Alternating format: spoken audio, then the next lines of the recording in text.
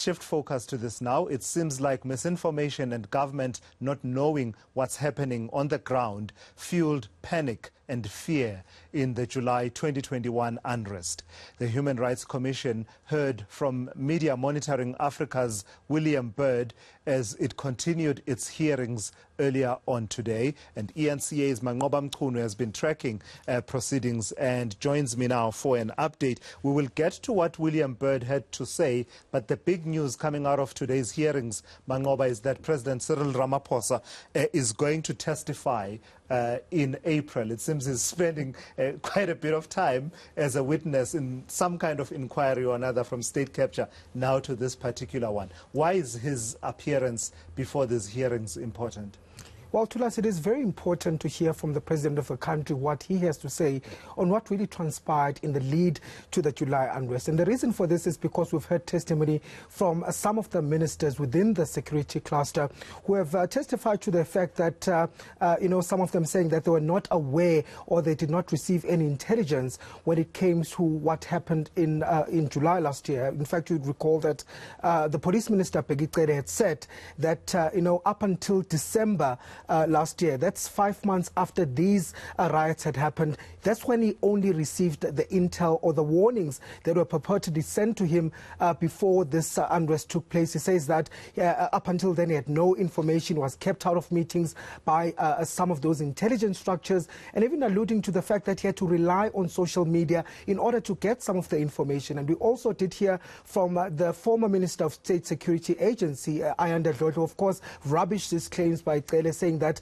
there was constant information that was given to the police, as well as the fact that there were meetings that were taking place almost on a regular basis where some of this intel was shared with the police ministry. So she said that she just can't fathom the fact that Pegicere can say that he didn't receive any of those intelligence reports from those particular structures. But of course, why the president is important for him to clarify this is because Ayanda Dlodlo had also alluded to the fact that she herself had personally taken some of those reports and intel to the president's office, saying that the only time that she stopped doing that was when, in fact, the police had said that they were doing this, or they were providing, or in fact, not the police, but the deputy minister of State Security was providing that particular intel to the president. So it will be crucial to hear what the president knew before the unrest and what exactly was before the president's office, and what steps or action the president had then taken, perhaps to try and avert this particular situation from happening. We do know also that he appointed a panel of experts last year to look into the matter, so he's expected to also give testimony on exactly the findings that were made by this particular panel of experts. It's not an April Fool's Day joke to us. He is expected to testify on the 1st of April. Let's take a listen to what the chairperson had to say in particular about this. The hearing panel will reconvene on Friday, the 1st of April 2022, when the President of the Republic of South Africa, President Cyril Ramaphosa, will appear and give evidence in regard to the July 2021 unrest. The Commission, the South African Human Rights Commission, will keep members of the media informed of all developments so that you can also inform the public in that regard.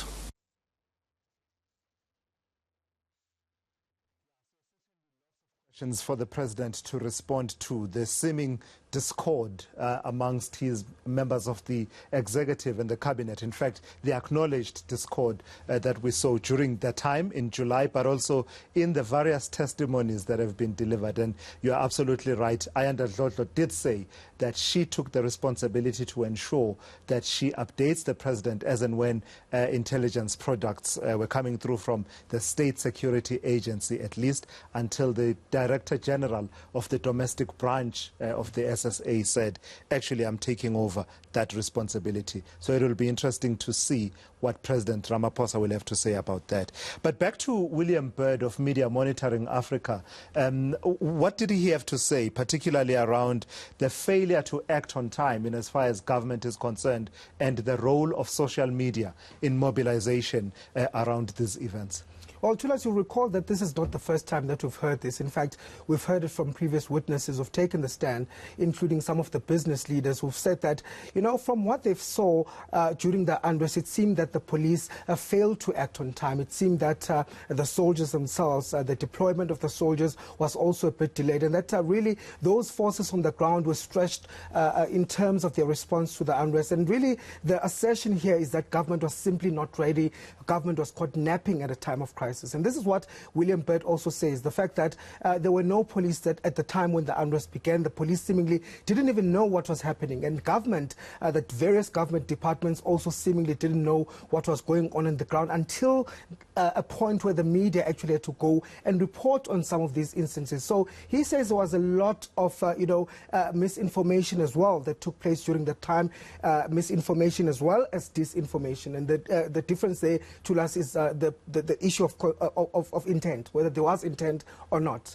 Misinformation is spreading false information without any intent. When it comes to disinformation, it's with intent, when you do it knowing that you want a particular outcome. So he says during that time there was a lot of disinformation that was spread by people that were seemingly supporting the former president. He quoted quite a number of those tweets that were posted by some of the supporters, and supported by even people like Duduzane Zuma. We don't know whether he does have a social media account, but there were posts that seemingly were posted by somebody who purports to be him, calling for the country to burn. And William Burt says what is problematic here is the fact that this fed to the anxiety and the panic at that particular point, and also it created a sense of panic in South Africa, and that people really thought that this was escalating to a point where really there was no control in terms of law and order in the country. So he says it's quite dangerous, because what it does then